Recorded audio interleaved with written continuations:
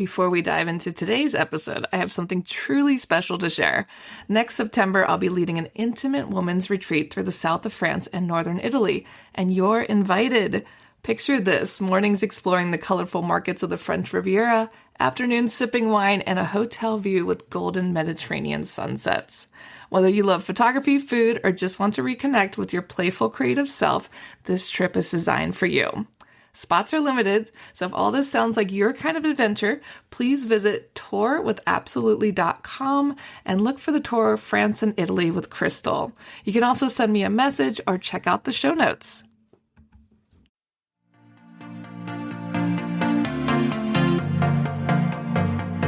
Hey guys, my name's Crystal Kenny, and I'm in love with creating. All things artistic and imagination involved. I'm an American girl who chased her creative dreams all the way to Paris, France, making a living using photography. This podcast takes you inside the stories of all the artsy folks I've met along the way and gives you that extra push to discover your creative gifts. The desire to create is deeply inside each and every one of us, and I give you the tools and inspiration to find a new way of living a more creative life. This is La Vie Creative, the podcast.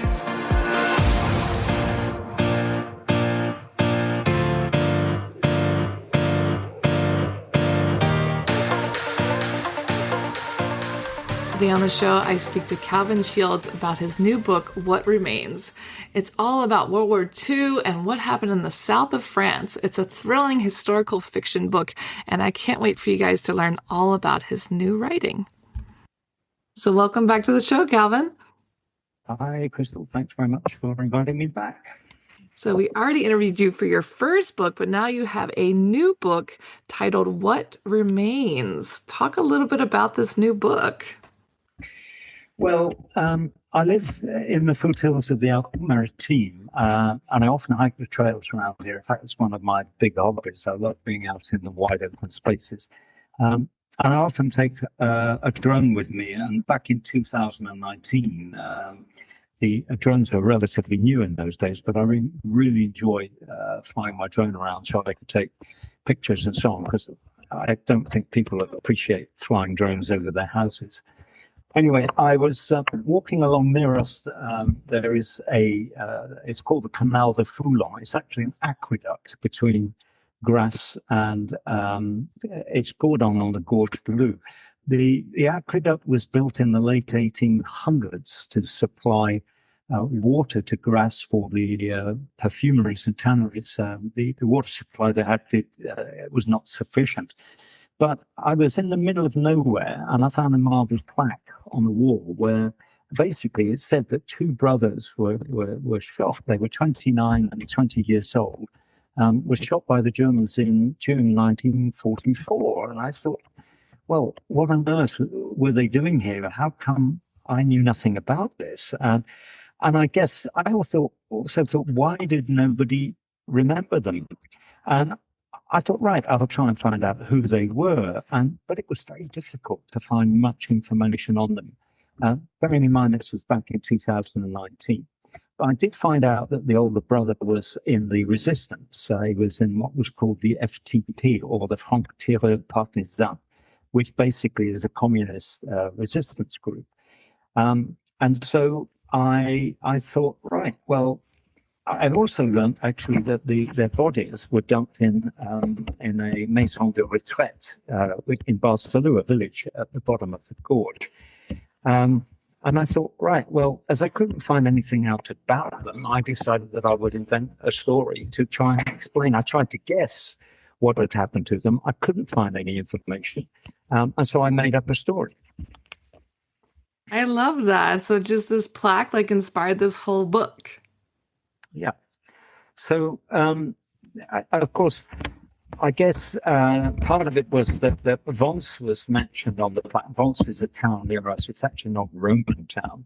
And it was mentioned that they came from Vence. And I thought, right, I need to have a story here that sort of links them, the resistance to Vence. And so I invented a cafe. In fact, I went to Vence. I did a lot of research walking around Vence and trying to get the feel of the place. Of course, I've been in the area for 25 years now, so I know the area very well anyway. And so I invented a cafe as the center of resistance in the middle of Vence in a place called Place Clemenceau. And to add a little bit of fun to it, I included Henri Matisse, who, of course, is a well-known artist who actually lived in Vence at the time. And the Germans did not like his art. It was his Fauvism, which they thought was degenerate. However, they left him alone, and he was regarded. He could have been. People thought he might have been a collaborator, and so I included him in the story to add a little bit of realism to it. That's such a great idea. And like, it makes you think about the fact that you're constantly balancing fact and fiction when writing historical thrillers. So how do you do that? Like balance the really, really important thing for me is that I could go back. I could say I've always been creative. I love making things, photographing things, playing music. And more recently, I started writing. In fact, as you know, when we last chatted a few years ago. But to be creative in writing, it's about making something just like making anything else. It's about joining parts of a story which don't seem connected at first and then turning them into a story that makes sense. It's much less about inventing something from nothing and more about paying attention to what's already there and shaping it into something meaningful. And by that, I mean, I have all of these, if you like, facts, real things that happened. For example, there is a viaduct, a railway viaduct that everybody knows about here, which was blown up by the Germans when they departed. Why? I thought. I couldn't find much out about that either.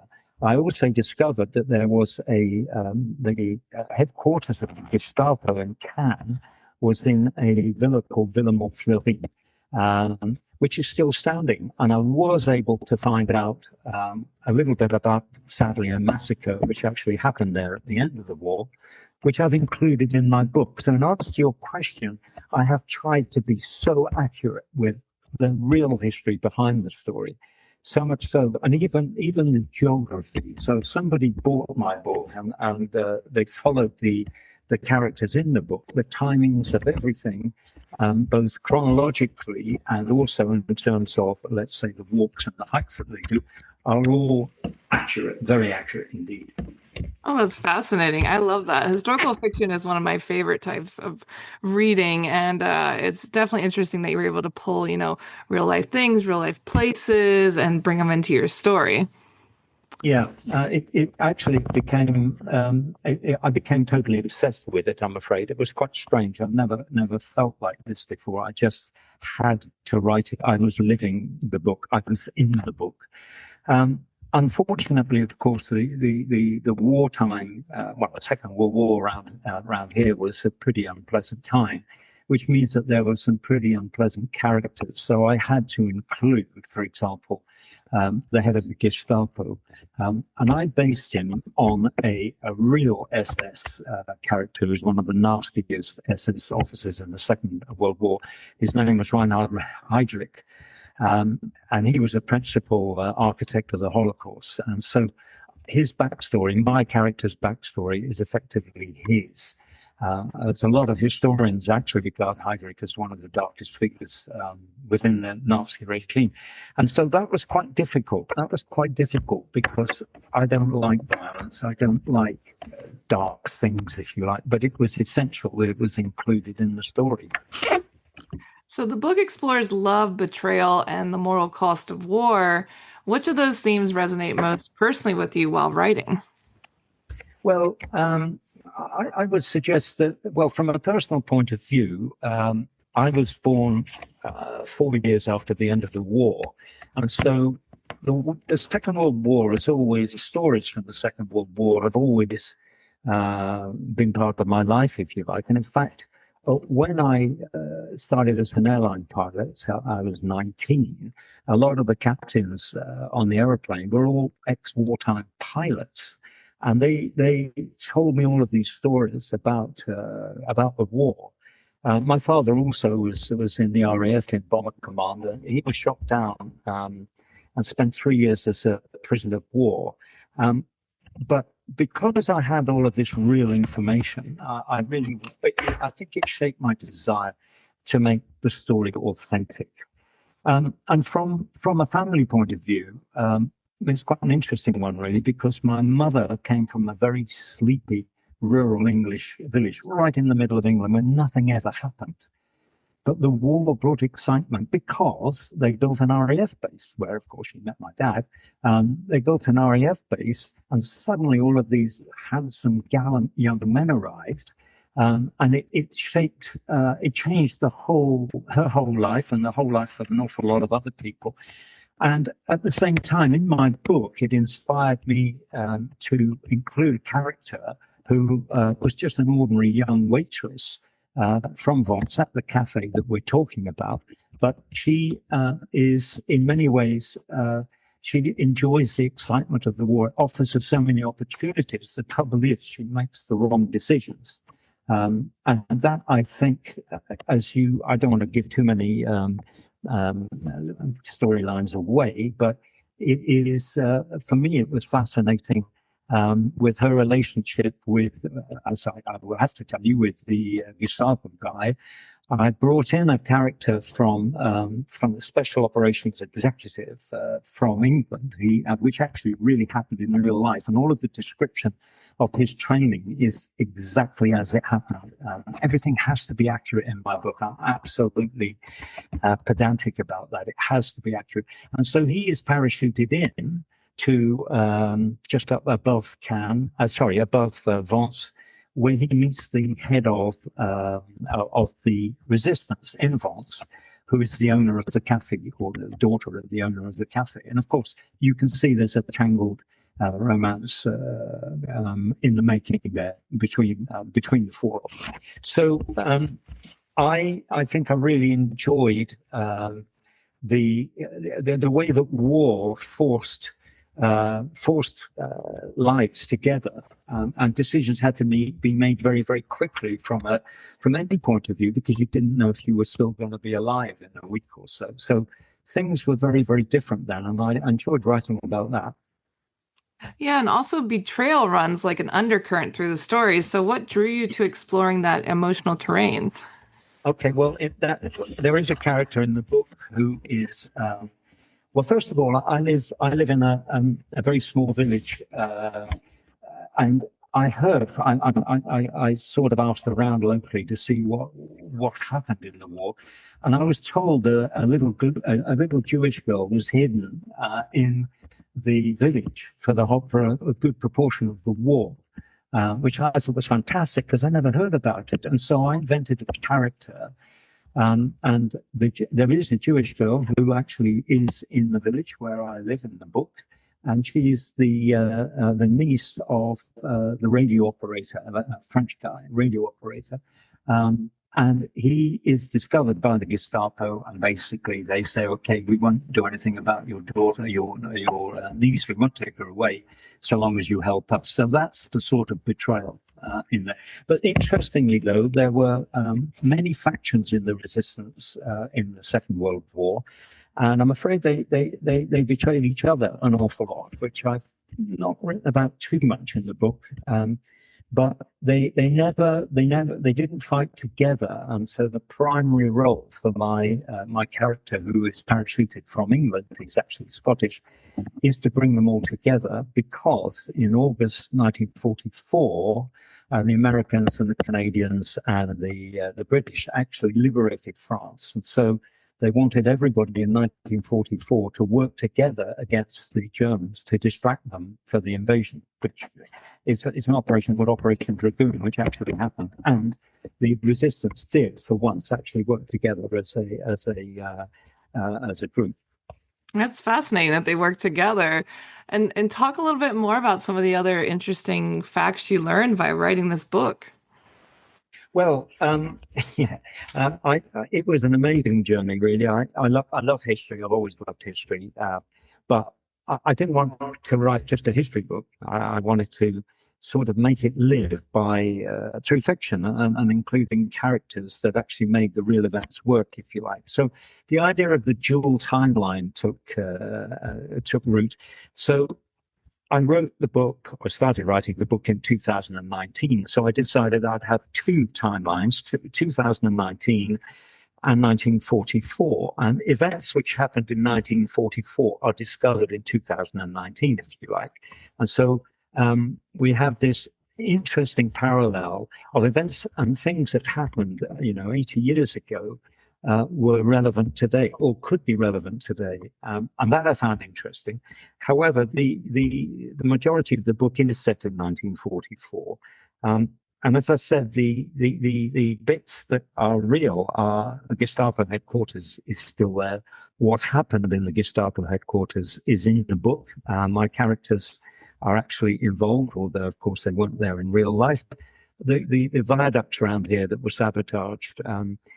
Everybody knows, you can see the remains of the viaducts, so the railway viaducts, so the bridges, if you like, they've all been, or quite a few of them have been destroyed, but nobody seems to know what happened. And then you may not be aware of this, but there was a German colonel, his name was Schneider, he is also in my book, who actually was told to destroy Cannes, and he put explosive charges in all of the big hotels and various other infrastructure within Cannes. And it was a bit of a bluff because the head of the resistance at the time, this was literally as the Germans were retreating, he met him in a tavern, and I recounted the tale word for word in my book. And the head of the resistance told this Colonel Schneider that if you don't blow up all of the buildings, we will guarantee you, we surrounded you, he said, you've got no way of getting out of here. But if you don't blow up Cannes, we will let you escape. We'll give you 24 hours. And that's what actually happened. He didn't blow up Cannes. This is a bit of a spoiler alert here, but in real life, a few days later, the colonel was shot for dereliction of duty in Nice, which was incredibly sad. So these are all, real events that actually happened. I've tried to make it as accurately historically as I can, but at the same time turning it into a bit of a thriller, because there's a little bit of a, a super weapon in there, if you like, which is the bit that connects 1944 with 2019. So talk a little bit about what you hope readers carry with them long after they've closed the final page on your new book.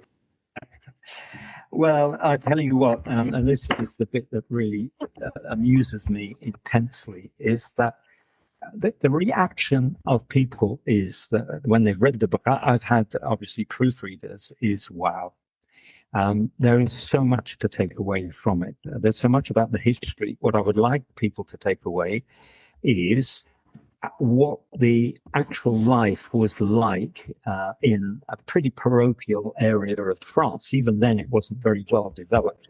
And I've tried to be as authentic as possible. And I'm hoping, one of the proofreaders said that I was able to bring words, bring pictures to life of what it was really like at the time. At the same time, I have illuminated in 2019, one of my characters is a neo-Nazi, if I'm allowed to say that, and he's part of the right wing in Germany. And I have put a bit of the history of how that actually happened and what is happening today with extremism, of course. And he is a pivotal character in the book. So I've been able to talk about him quite a lot and why it's relevant. And actually, there are parallels, unfortunately, between 1944 and 2019. And so people take away, and I think the last chapter is a cliffhanger. Most people would say, I didn't see that coming. So I can't tell you that, of course, because I don't want your readers to know. So hopefully they'll take it away and it'll make them think. It'll make them think about what happened at the Second World War. It'll make them think a bit about extremism today, because that's very much part of the book. And hopefully it'll entertain them. I love it. It's so crazy how history repeats itself. Sadly, we never learn our lessons. So you began writing during a stroke recovery. Do you think adversity and creativity are linked? I mean, I can't imagine writing when you're going through something like that. No, I think I've always been creative, always, always, always. Right, going back from as far as I can remember, I was always creating things, making things. I've been playing a musical instrument since I was a kid. I just love photography. I see things differently. I feel things. For example, there is a near us in 1959, a dam was built shortly after the war in 1946 near Fréjus, and unfortunately it wasn't built very well. And in 1959, the dam burst, and it killed over 400 people. And I went to the dam, and it was quite spiritual for me. I could feel it. Now, I've always been able to do that. I've always been able to feel things, and I find it easy to imagine things. I find it easy to feel things. So story making for me, creativity is actually easy. I really do find it very refreshing, actually, and quite cathartic at the same time, of course. So the stroke actually forced me to write, because I didn't know how much longer I had to live, and I decided I wanted to put my life story in paper or in words, just in case something happened, because my life was crazy. I had a very, very interesting, unusual life, but I wanted to put it down in writing. As it so happens, here we are, 7 years later, and I'm still in one piece without any side effects whatsoever. So I'm not sure that the stroke actually had any effect on me at all. I don't think it made me any more or any less creative. What it did do, though, it actually ignited my desire to write, because as a kid, I was never good at school. I was terrible at English. I failed all of my English exams. So I guess it was also trying to prove my old school teachers wrong, that I could actually do it. So no, I think the stroke focused my attention, but it didn't change my creativity at all. That's great news. And it's good it gave you that extra push to, write it all down, write your life down. What advice would you give to someone who's listening, who's lived an extraordinary life, has a story, but doesn't know where to begin writing it? I think I've already partly answered that, because I don't really consciously search for a story. I really don't, but I observe. I've just mentioned it. I observed it, and I often wonder subconsciously, most of the time, is there a story there? So I would suggest that anybody who wants to write, don't wait for inspiration to strike. Go out and find it. Look for it. Anything could spark a story if you stay curious. You've got to be curious, and most of all, don't be afraid of the difficulty of writing. It is often uncomfortable, as I certainly find that. So trust yourself, and remember that finishing something which might be imperfect is much better than waiting forever for perfection. And that's the biggest tip I can give for anybody. Just go for it. Everybody, in my view, anybody can write. If I can write, anybody can write. Yeah, it's about just showing up, like you said. Yeah, it's really just having. I've had a mantra all of my life, which I'd said, first of all, you've got to have the courage to do something. It doesn't matter what it is, making a rocket to go to the moon, playing a nice piano piece or something. You've got to have the confidence. The second thing is you've got to prepare. Now, that is, for me, I had the confidence to write this. So the next one is preparation. And the third one is tools. Now, the preparation for me is I spent as much time researching the book as I did writing, probably more. And then you have to have the right tools to do the job. Okay, well, these days we have word processors. We have much easier. I'm not very good at writing with a pen, for example. And then you go back again, you do the cycle again, and you say, you read it. Is it what I'm expecting? Have I researched it enough? And then eventually you come up with your final book or work or whatever, manuscript. Talk a little bit about how writing historical thrillers are so much different than writing your memoir. Well, the story's already there in a way. If you want my honest answer, I much, much, much prefer this book to my first book. But historical, for example, my next book is going to be a fascinating book, because my wife's grandfather, actually is based on my wife's grandfather, but her great-great-grandfather was an industrialist in New York. Or I think they were in Connecticut, that's right, just off New York. And I have all of his letters, and they're all historically, obviously, and they're all in order as well. Every single one of his letters to his father. And it's a fascinating story, and it's a real story. So the story is there. Now, I'm faced with a bit of a conundrum, really, because am I just going to write a story about what happened? Or am I going to turn it into a story which is not just a list of facts, or am I going to turn it into a story to make it much more interesting? And I think, and I've already started on it actually, I think I'm going to make it into a sort of a historical novel, but it will be really like this one, like What Remains. It will be factually correct. I also have, it's based, by the way, in colonial India and in France. I'm also very interested in genealogy, and all of my side of the family, my father's side of the family, they all served in the army as soldiers, not as officers, in the army, and they spent a lot of time in India. So I have this deep, I guess, connection with India.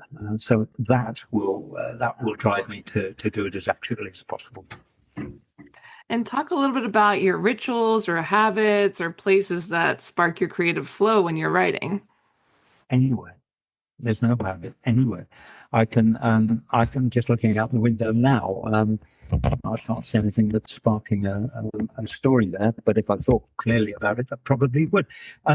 Anything can spark it. That's the whole point. You know, you can see something. For example, I mean, it's a very silly little example.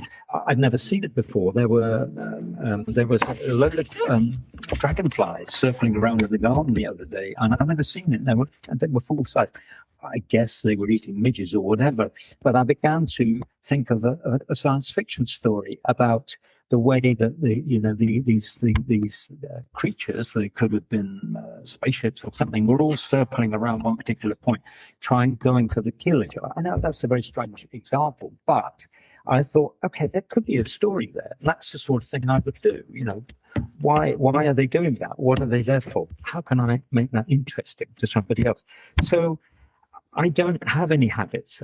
I just look, I observe, and I turn anything that I have my attention on. I sometimes very often say, well, you know, maybe there's a story there. Maybe I can make something out of that. And do you see creativity as something we're born with or something we cultivate through discipline and experience? That's a really, really good question. I would say I was born with it. But I reckon that with good instruction, once again, with the confidence and the tools, like in other words, go to a writing course. I went to Arvon, which is a writing course in the UK, just before my stroke, actually, because I'd always wanted to write, but I've never got that to do. So yes, I think you can. I think you've got to have discipline. You've got to have the discipline to do it. That's terribly important, and you've got to have the drive. And I think that if you are motivated, that'll give you the discipline and the drive to do it. Once I start, I can't stop, you know, and it becomes very boring for everybody else because I get up at 6 o'clock and write and I finish at 2 o'clock in the morning, you know, and I'm in the book. So habits, no, for me, there is no habit. It just happens. And it's as simple as that. Yeah. When you're passionate, you want to show up. Yeah, exactly. I mean, I loved it. I absolutely loved writing. It's something that I wish I'd discovered earlier on in my life, to be honest.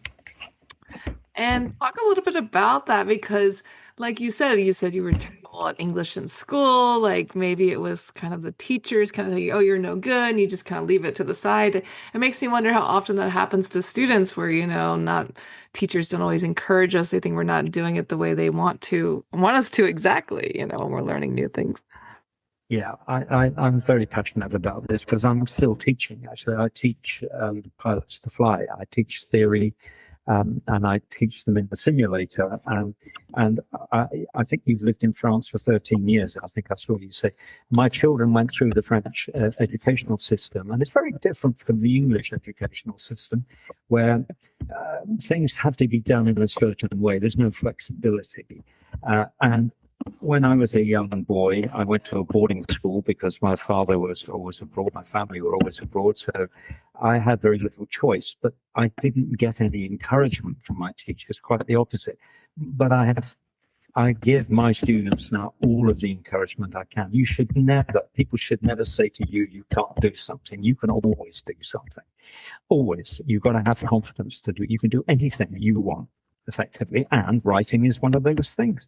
There's no such thing as not being able to write, in my view, if you are encouraged. I completely agree. I think that's so important to remember.